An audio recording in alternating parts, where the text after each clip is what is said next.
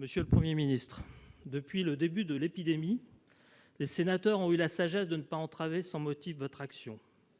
Mais cette sagesse n'oblige pas au silence. Vous avez fait des soignants des héros nationaux, vous avez justifié vos décisions par des avis scientifiques, mais ne soyons pas dupes. La parole des médecins a été muselée par la doctrine administrative. Les médecins ont été transformés en agents d'État et la médecine libérale en médecine officielle. Le 25 mars dernier, vous avez signé un décret qui a tué la liberté de prescrire.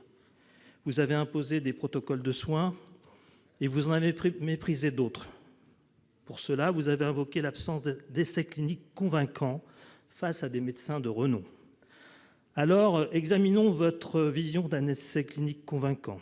Je veux parler de Discovery, lancé le 22 mars dernier. La seule chose que Discovery aura permis de découvrir, c'est l'ampleur d'un fiasco. Sur 3200 patients européens attendus, il s'en est péniblement recruté 800 en France et un seul au Luxembourg. C'est en effet totalement convaincant. Pendant ce temps, vous avez incité les médecins à prescrire du Rivotril injectable dans les EHPAD pour dissimuler la pénurie d'autres produits. Tout médecin, et j'en suis, sait ce que cela signifie. Monsieur le Premier ministre, vous avez contraint les médecins à violer leur serment d'Hippocrate.